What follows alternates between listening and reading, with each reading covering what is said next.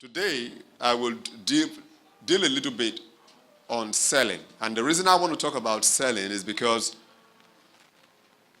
everything that gets into your life, or let me say every object, right, that you have right now in your life, they are there as a result of sales. Somebody sold something to somebody that made this keyboard get here.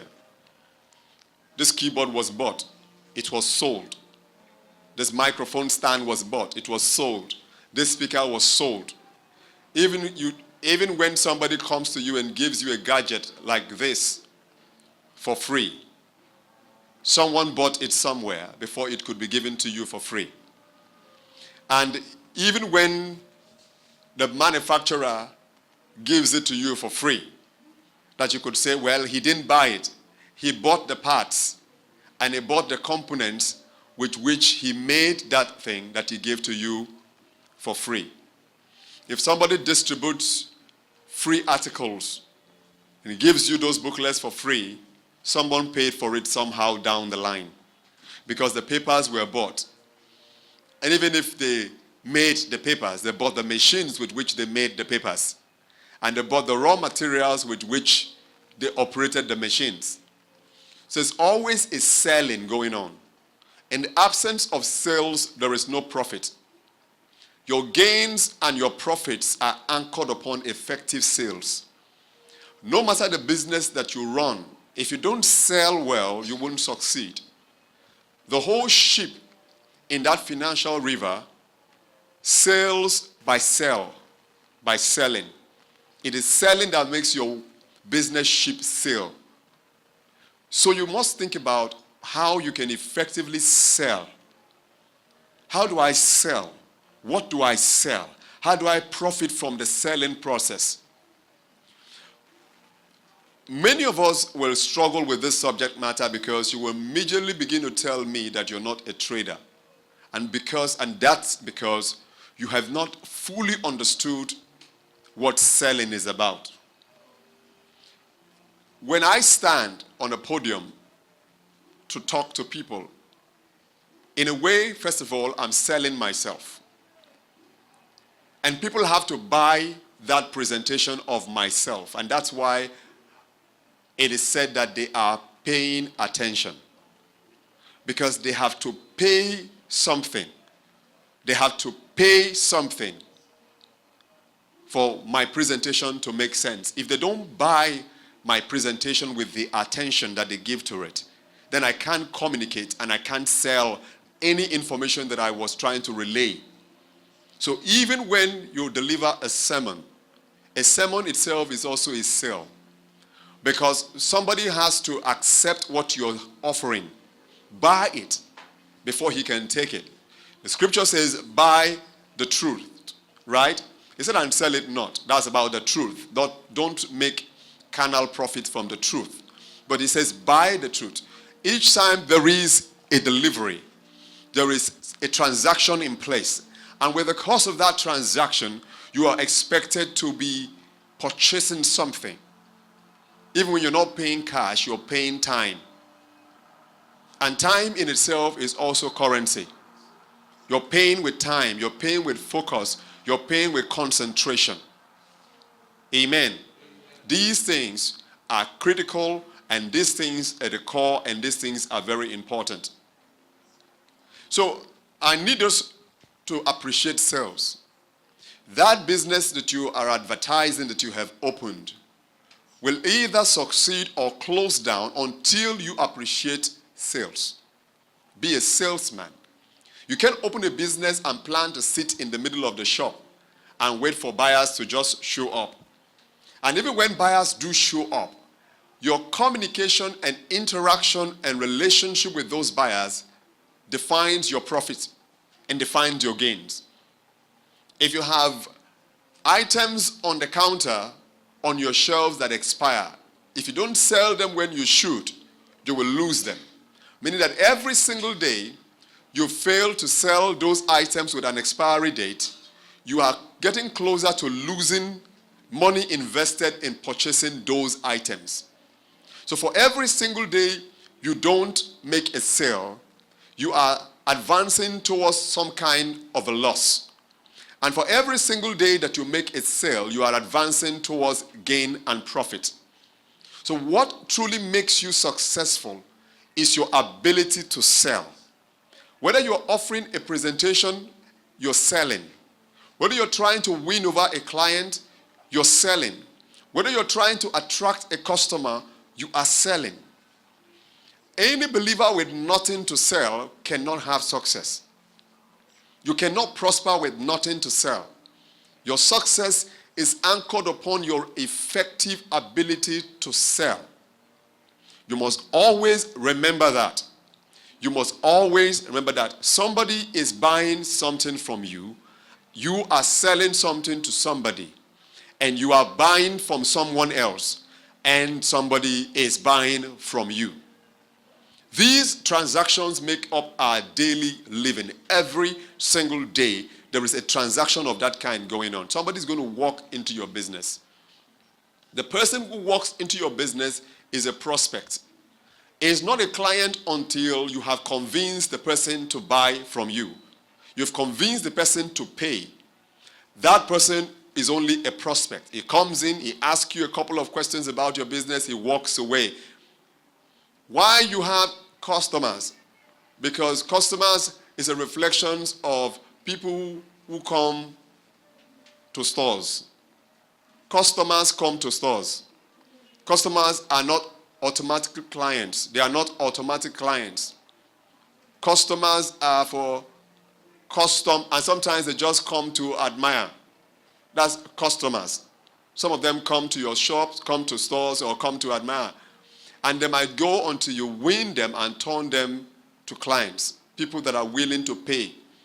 Now, what are the things that people could likely pay for? There are tangible services, or tangible things that people could pay for, and there are the intangibles. Every one of you sitting and listening to me today need to understand that if you do not dig in to find what you have to sell, you are building poverty for yourself, and God is not responsible. If you do not find out, if you're married and your husband is working, dear wife, also get to work. If you're married and your wife is working, their husband, also get to work. What I mean by get to work is find what you should be selling and begin to sell.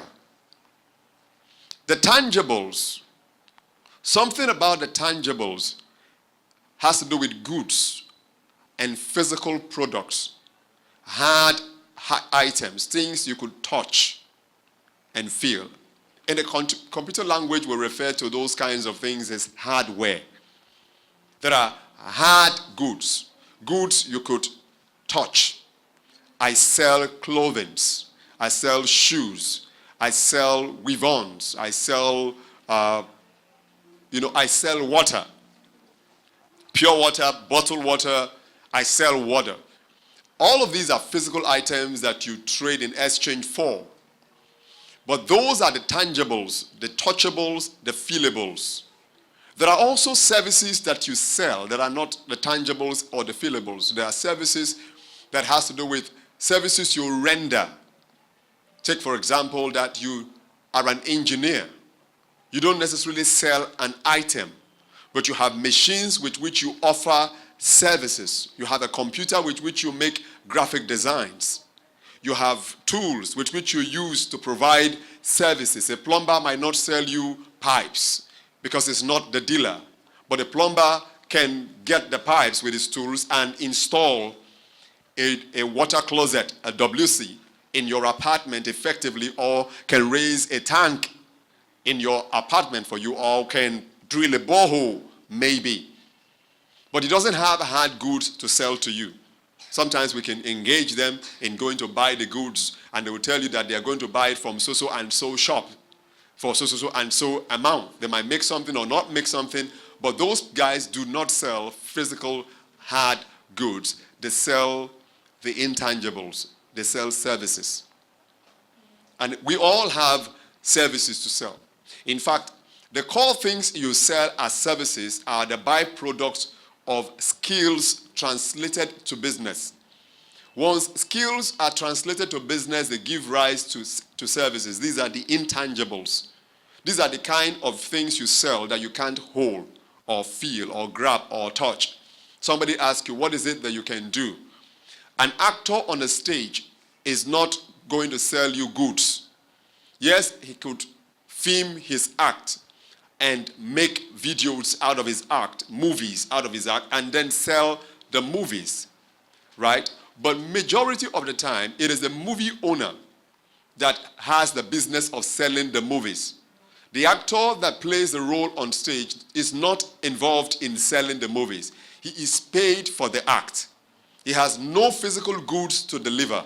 It is his acting skills that he translates into a business.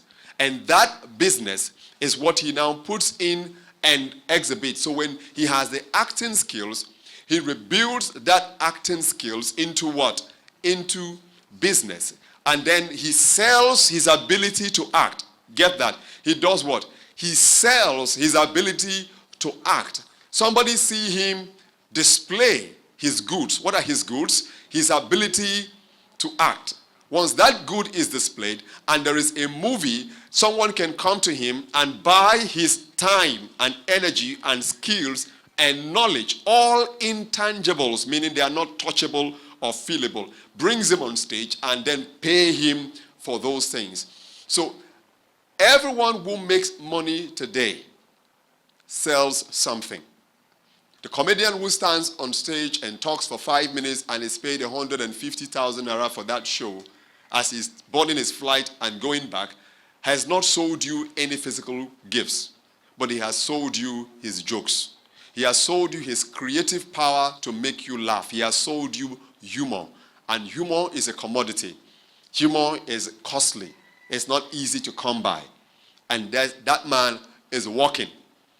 So ask yourself, before we're done with this business meeting, you need to brainstorm. For those of you that have not already created what you are selling in exchange for the money that needs to come to your life, because the avenue with which God has defined to bless you is the avenue of sales. In the book of Genesis chapter 25, verse number 31, in the book of Genesis 25, verse number 31, I need you to read it out for me. And we need somebody to read it out for me. Genesis chapter 25, verse number 31. And I want you to see the beginning of the blessings of God in the life of Jacob and how God instituted this blessing in Jacob's life, how it all began. And Jacob said, sell me this day thy birthright. Just verse 31. I just want verse 31. Don't worry. I'm done with the first verse. And Jacob said, do what? Sell me this day thy birthright. Some of us Christians have refactored our thinking system to think that it is the word give me that will make you prosper. Asking from God is not a byproduct of the word give me. We always are attached to the give me thing that now makes us only askers and demanders, if I would use those phrases. Jacob was about to begin to walk in the covenant of Abraham, the blessings, the covenant of blessings that God has established with Abraham. And how was that going to get started? He needed to be a firstborn to inherit the firstborn's blessings, as was the covenant, because these blessings were for the first fruits. And Jacob was not the firstborn, by virtue of the fact that he had a battle with his brother in the womb, and yet Esau made it out before him. Scriptures have it that they were almost connected and tied when they came out, to show that probably these guys were battling for supremacy. Unknown to them, it was part of the covenant process. But Esau still made it out first. And Jacob needed that status so he can be attached to the blessing. And how do you get what you get? You get it by buying. There's got to be a seller, there's got to be a buyer. And so he comes to his brother and said, sell me. He didn't say, give me. He didn't say, favor me with it. He said, sell me. There's a transaction going on every moment of your life, and how you prosper is going to be influenced by how you treat sales. Are you listening to me? It's going to be what? It's going to be influenced by how you treat what? Sales. How you treat what? Sales. And so the same thing applies with you. It's all, the secret of it is all in the selling. There are prospects around you everywhere. The prospects, I mean by prospects, are the people that can buy from you. They can buy from you. You sit down and you write a book. You pour your intellectual content into a book. You can as well waste those contents on social media. Some of the core intelligence that you dump on social media, like dropping valuables on the wayside, if properly organized, properly compiled, properly edited, and put together, those same contents that you fragment on social media, being compiled into a book, can hand you goods that you can sell. Do you get what I'm saying? Everyone sitting in this commission today must know, if you're not selling something, you're not planning to excel. You sell to excel. Did you get that? You sell to what? To excel. And you excel by selling. Jacob knew he needed this stuff. He said, I need you to sell me. Esau was a bad seller.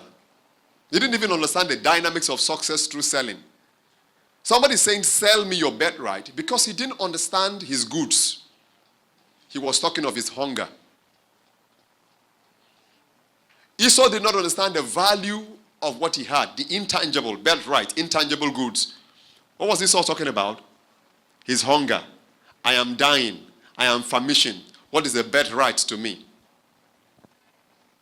So he downplayed the value of what he had. And that's where he lost it. You can make hair. Are you selling that skill, or you're downplaying the value of the skill? You can sing. Have you thought about, as you progress with your singing, to know that there are people who pay for music, and there are people who are making money from music? Have you thought about that? You can sing, and you have a passion to sing. Did you know that those intangibles are with themselves can be translated into commodities? The moment you begin to make your skills into business, you must think about, how can I sell this? But our problem is the Esau's problem. We are all sometimes bad sellers. Are you listening to me? We're bad sellers. And the core of a bad seller is the lack of understanding of the value of his goods, or the value of his commodity. Tangible or intangible. In fact, those who have tangible commodities sometimes place more values on them than those who have the intangibles. But I can tell you that those with the intangibles sometimes make more money than those with the tangibles. Go to an average supermarket.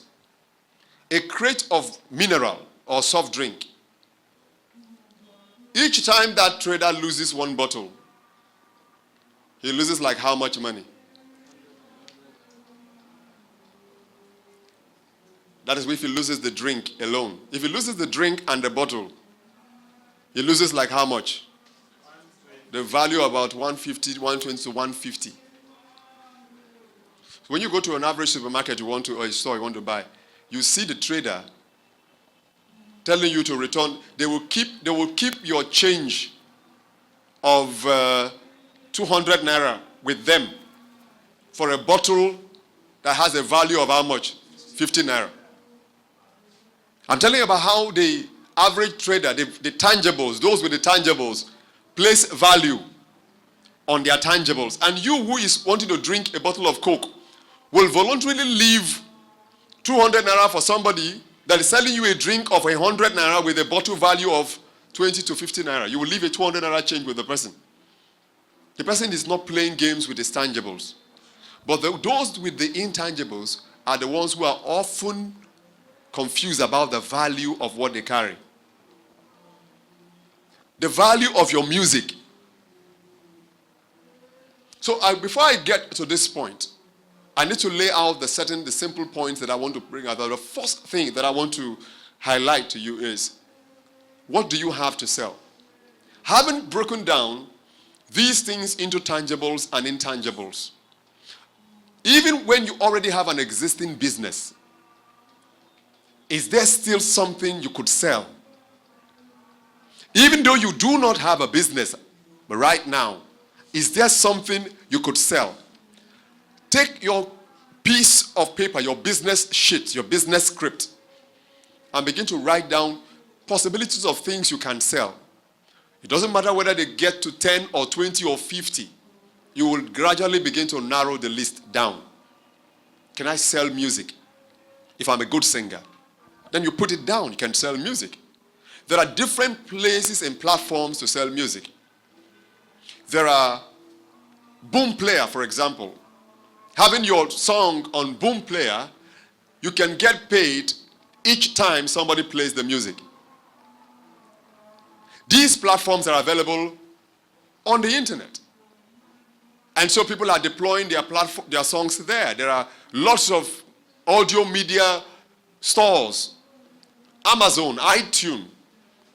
People listen to your podcast and you make money from them just necessarily watching.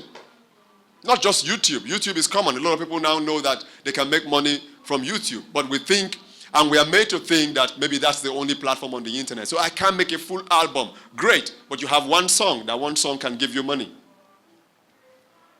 If you can make it sell. So I can make hair. Good.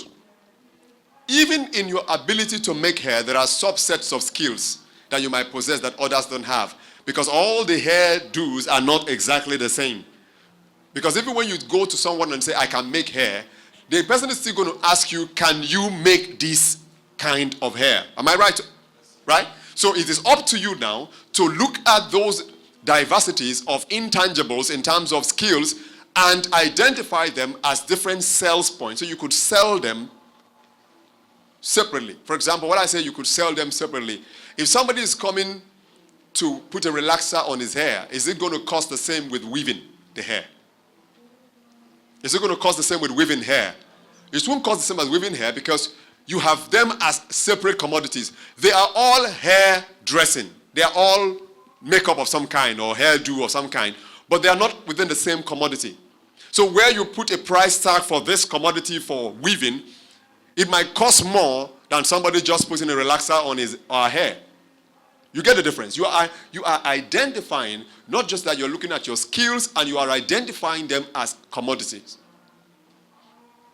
It is only at that point that you can place a price on them.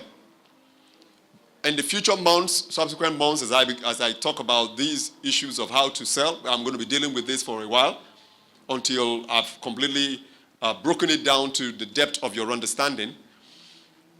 Then we will talk about things like pricing, how you can handle pricing. After having identified a commodity, how do you determine price? Do you just determine price because everyone is charging that? Or how do you look at your commodity at the time that you discover it and determine price for it? Because you must sell. You could put together clothes. You're very good and creative in combining clothes for people to wear, right? That's what your skills are. Skills. So what do you do to convert that skill into a commodity that you could sell? What do you do to convert that into a commodity to sell? Do you know that there are celebrities today that are dressed by people who are in charge of their wardrobes? You are not the tailor, but you can design the outfit for the celebrity, and they are going to their Oscars or they are going to their shows. You are paid for determining what that person wears to that event in terms of the selections, the combinations, the blends, the sizings and all. You are the interface between that businessman, that business manager, that person and his tailor.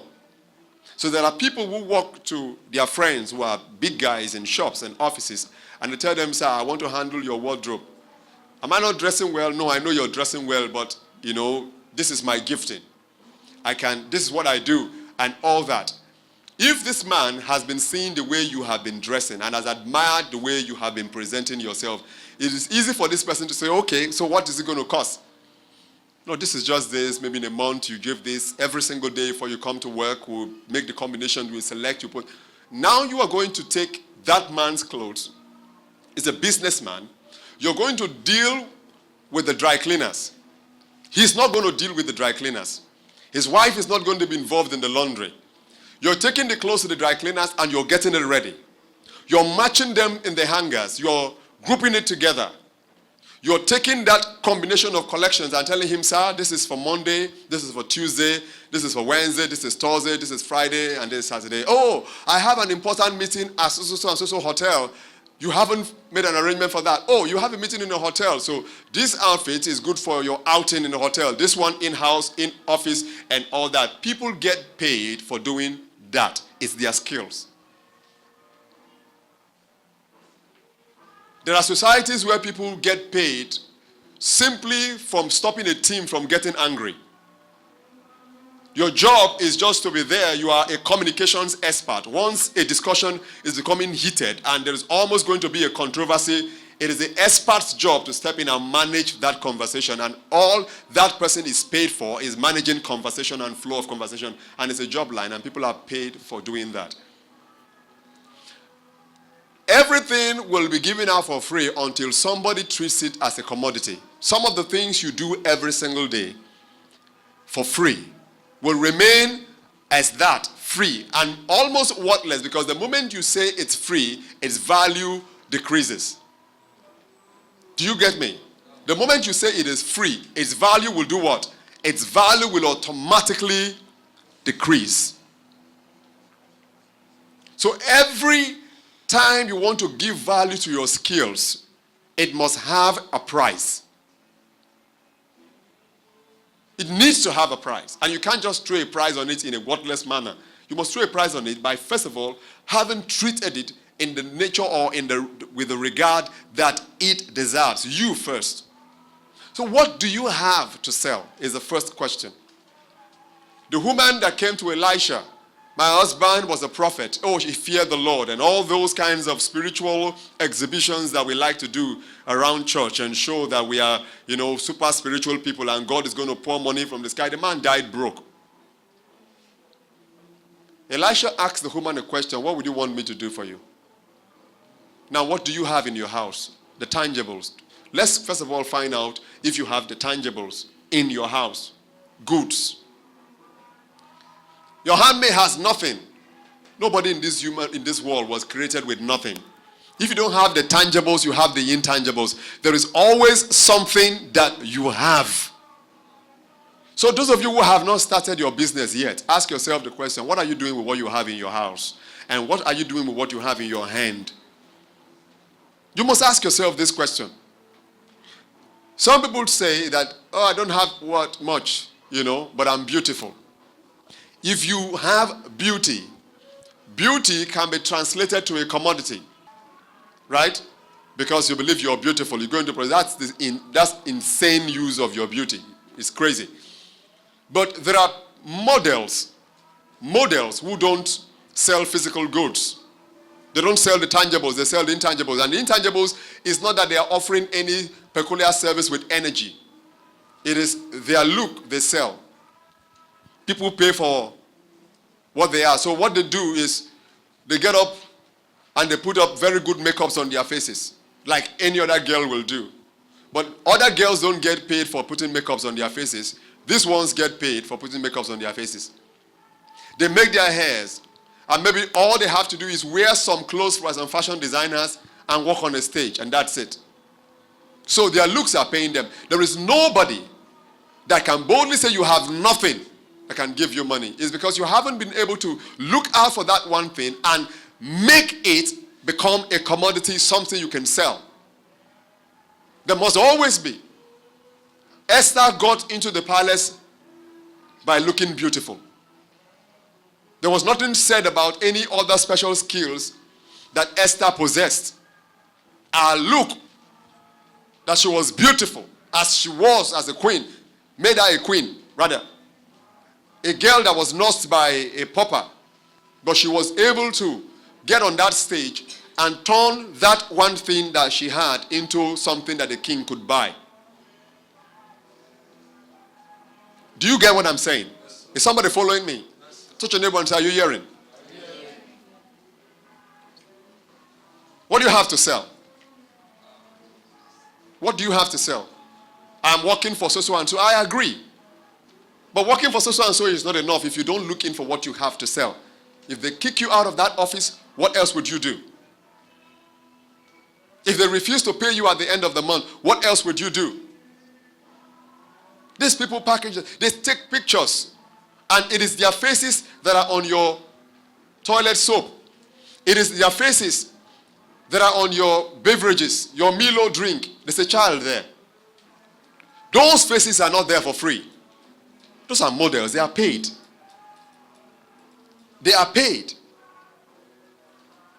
Just a photograph. There's a contract even attached to that, to the use of that photograph. There's a contract, a legal contract signed, attached to the use of that picture. Is somebody following me? What is that person doing? He looks good. He ensures he keeps himself looking good. He goes to the gym, he makes sure he looks good. He dresses himself well, and so when he takes this photograph, he is photogenic. Now he sits at home, and his picture is earning him the money because he's been able to sell a photo. He has sold a look. And his account is credited.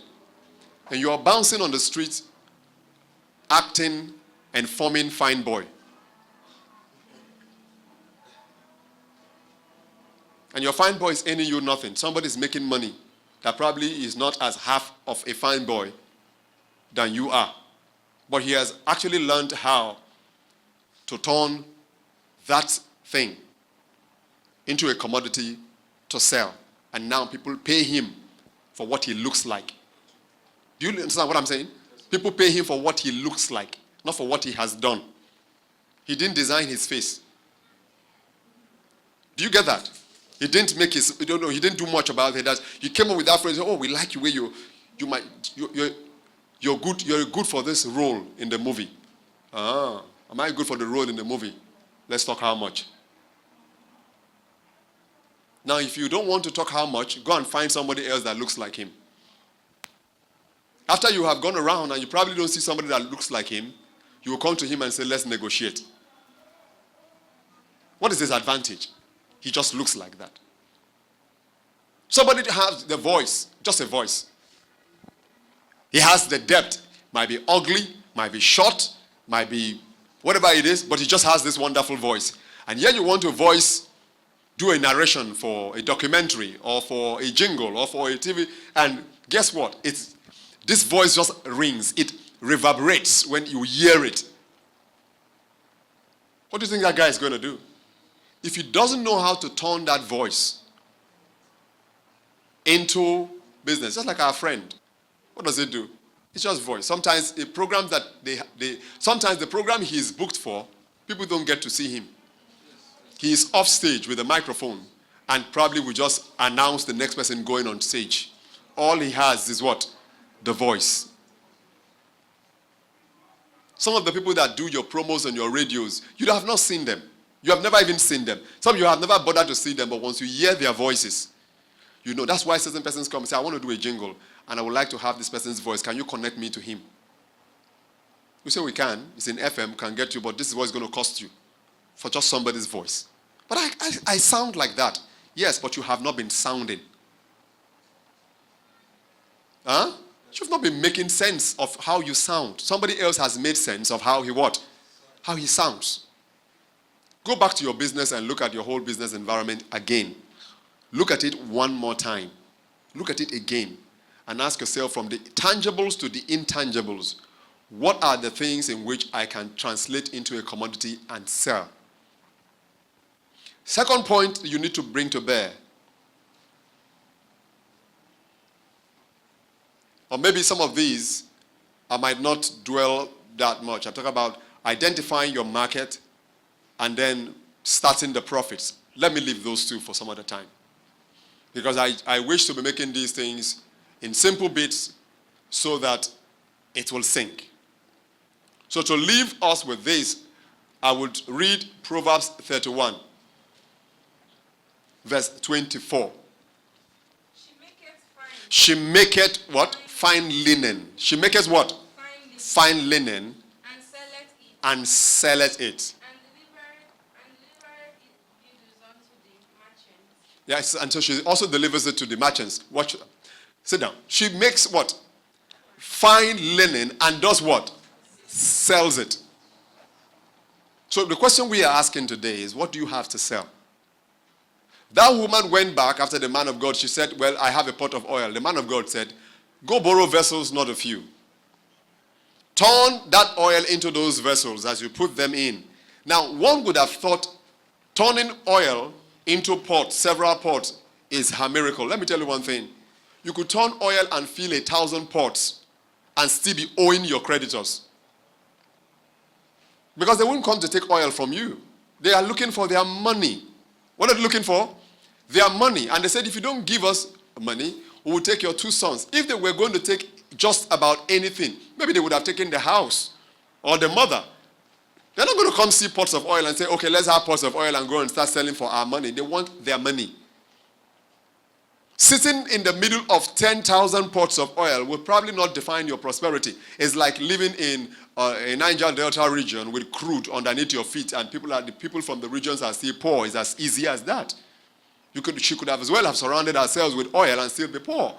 The power and the miracle in that woman's life was anchored in the word, go and sell it, and leave both thou and thy sons with the rest. Go sell it, was what the man of God said. This virtuous woman maketh fine linen, not just random, careless, whatever kind. Why does she have to make fine linen? She manufactured and made fine linen. And when the merchants came, she delivered them to the merchants.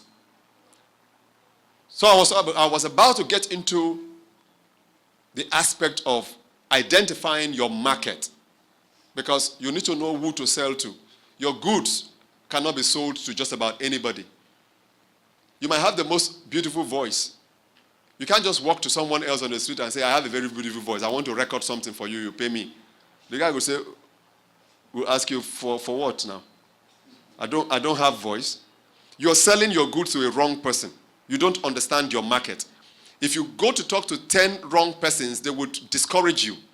That discouragement might make you feel that you can never succeed with that thing because of the way they're going to treat you. You are addressing the wrong market. She didn't make fine linen and walk around looking for neighbors who were not interested. She went out to the merchants. She identified the merchant. She identified her market. You hearing me so far? So, these are the things that I need you to learn in scope. I want you to learn this in scope. I want you to treat this with passion, right? Treat it with passion. You must be selling something. If you're not selling something, you're not making money. If you're not making money, you'll be poorer every single day. If you can type, sell it. If you can dance, sell it. If you can act, sell it. Those of you who are actors here, every single day you go out, you act, enter bushes, come out like wild animals. And if you don't begin to make money, Ephema and co. There are people who are making 5-minute skits, 3-minute skit, 2-minute skit, and they are making a huge amount of money now from places like YouTube. And they don't do skits that are more than 5 minutes, just less than 3 to 4, 5 minutes, and they are making money. So many persons are carrying cameras and acting one long, lengthy thing that people never watch because they don't understand their market. Where do you want to sell what you want to sell so that you can know how to package the goods you want to sell and make the money? You must do that. If you're acting dramas, make money acting dramas. Go out there because your prospects that you can turn to clients, they're everywhere around you. Literally everywhere. When you come up in the morning tomorrow, as you come out from your house in the morning, stand on your street for like 2 minutes or thereabout and just look at the street. There are people everywhere around you. There must be something they can patronize you with. Oh, it's my friend, it's my friend, and my friend. And they do something that your friends will show themselves friendly. There must be a demonstration. If I have a dry cleaning place, that's when you show me that you're your friend. You bring your clothes for me to come patronize my business. And then, because you can't be calling me your friend and I'm only ending. Only the END is what you and I know in terms of our relationship. Only the ending, not the friending, but the ending. My life is ending. My money is ending. Prosperity is ending. Everything is ending, and yet you are my friend, and we are friending. Jacob didn't come to Esau and say, give me your birthright. Esau is going to look at him and say, for what? Some of those people you are angry and complaining about that they are not supporting you are not meant to give you stipends. They are not meant to throw stipends on you in reality. But he's my uncle. Where was it signed as a contract that he was supposed to? There are children who their parents have abandoned. You are complaining of your uncle. There are kids that they have never seen their dads. They've never seen their mom. You're talking about responsibility. These guys have never been, they don't even know where they were born. They've been from one home to the other. And they are trying to go through and succeed and survive, and they are making it with their lives. And you are there complaining about your uncle didn't do because you even saw your uncle. Some don't even know who their uncles are. Your uncle calls you and gives you 5K, you're angry. He doesn't owe you. He doesn't owe you. Everybody walks in shell. So what? Do you know how many persons he's owing? Do you know what trouble he's in? The richer a man is, the more his trouble. The days of a man born of a woman are what? A few days and full of trouble. Everybody knows you're broke. That's why they don't trouble you. Everybody knows he has money. That's why everybody is disturbing him. You have no idea of half the problem he's going through. You think his life is easy for him. He can't even sleep. His phone is ringing every single time, and 90% of the call are people, lazy people asking for free money. His salary cannot even handle half the calls he receives in a month. And yet he is a stingy one. It's your uncle. That's what he is. Do you understand? He is your auntie. That's what he what? That's what he is. Before you start turning your auntie to your antichrist. He's your aunt. That's what she is. She can help you freely if she believes she has the extra to give to you. She can release it to you. But there's something you can do about your uncles and your aunties. You can make them prospects. You can make them clients. Because your auntie can come to you to make her hair. This is not auntie, give me. This is selling. It's going to be auntie, pay me. So when you call your auntie and say, how about and you've not given me the 5,000 naira, the confidence with which you're calling will be different because you're calling for your money. You have finished doing what? The service. You're calling for your money. Your auntie will be the one now telling you, I will pay you now. This is my small sister. Just be serving me like so. Somebody doesn't owe you. The confidence is there. But if you're to call to beg, where will your voice be? M has suffered in your mouth. M has suffered. M has been brutalized in our mouths in phone call. Another terrible word is sir. No, sir. No, sir. Your phone call alone is a bad frequency, is a bad connection. Somebody will be hearing sir. Like no confidence because you're begging. A borrower is a servant to the lender. If the person you are asking for 10K says, I will give you the 10K, wherever you are there, kneel down, do frog jump 10 times, you will do it there. Because you need the 10K. Am I sure you have done it? Let me give the phone to these people here. Let them tell you that I did it. They can mess you up. But when you're asking for your own money, the confidence is different. And you know one thing? People, when they see you successful, they want to give you more. They don't want to give you more. They want to support you because they want to be part of your success story. They want to identify with the success that you have. Do you get me? Nobody wants to come and identify with your poverty. If your brother is famous as a celebrity and you go somewhere to introduce yourself, are you going to introduce yourself as the one that is in my tree right now, doing Agburu? Say, see, I am Kapak. You know Kapak, that a big warrior in my tree. I'm his brother. Or are you going to say, I am, you call one of those big celebrities' name? That's my younger brother. That's your younger brother? Wow. I've been looking for his phone number. Yeah, I can give it to you. It is his success. It's your big head. His success is making your head big. People will want to identify with you when you are successful because that identity, is my partner, friend. When they are holding events now, you who came to support them when they are successful coming, they now shake hands with you and welcome and say, this is one of my supporters. You will go like, so if they are throwing their money to you, what are you going to do? Help them load their bus or what? Help them, okay, when I'm driving in my 3 and my car parks now Kapak, where your boy is, my car don't park, let me push. Really? That's why they stay away from some persons. You have to set up a momentum of success. So when people want to come to you and support you, they know that they are adding to something that is relevant, not something that is going to be wasteful. So this is not your auntie's problem, it's not your uncle's problem, it's your problem. Esau couldn't place value on the birthright, on the one item he had to sell, on the one thing he could have sold. He got what? He got a plate of porridged yam or beans. Red porridge.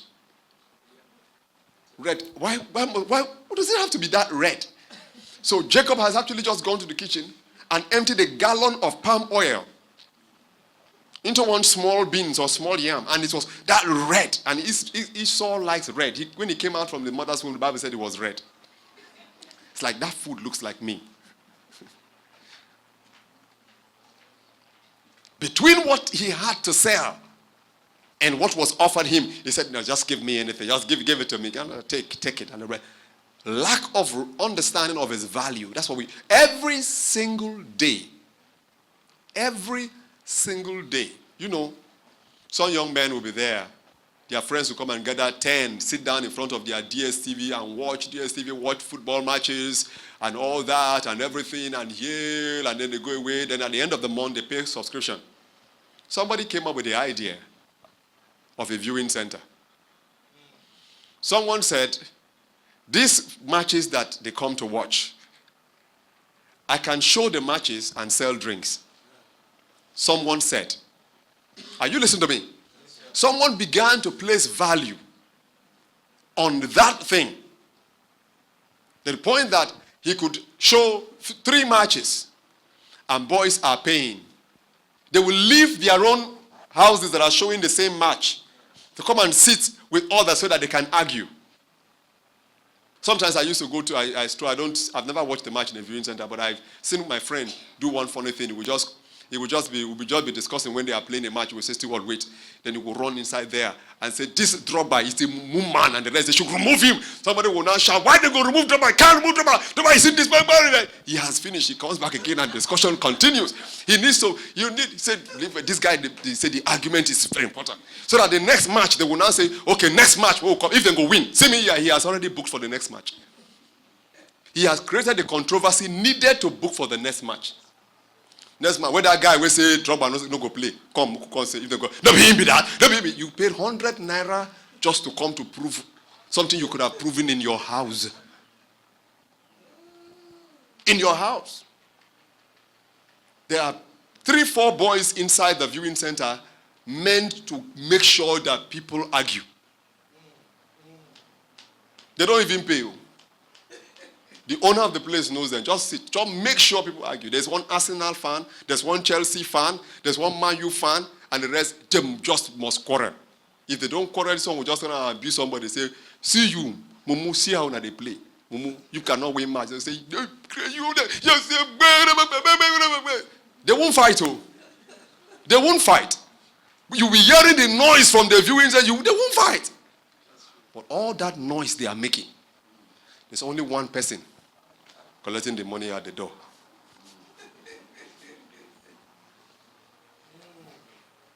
Only one person making money from your quarrel.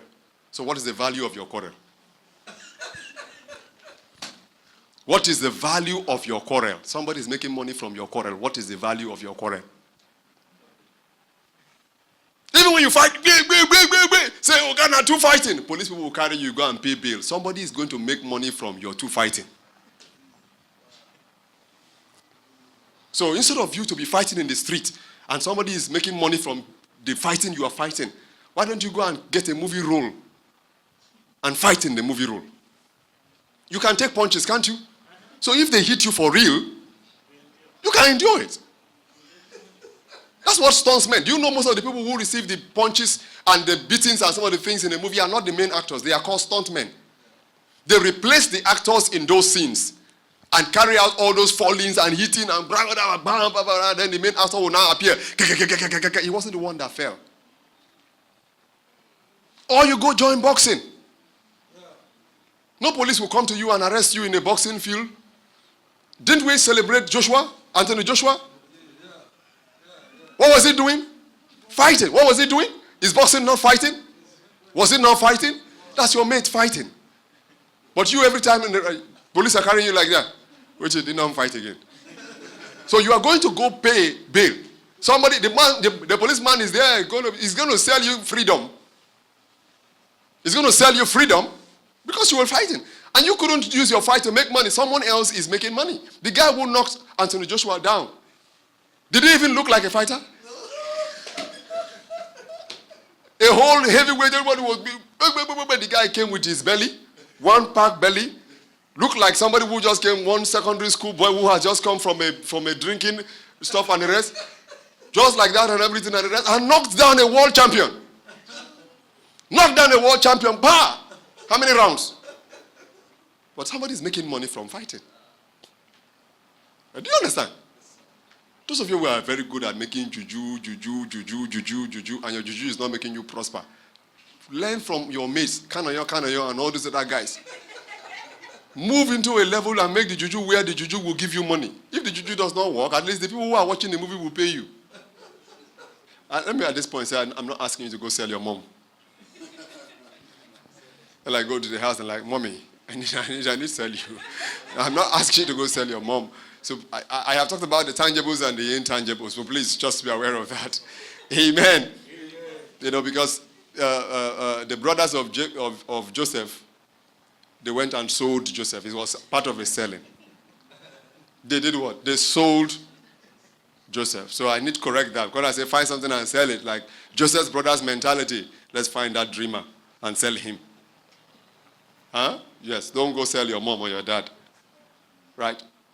So just find something good to do. Translate your skills into what? A commodity, and that will be it. So let me call it sufficient for the now. Right?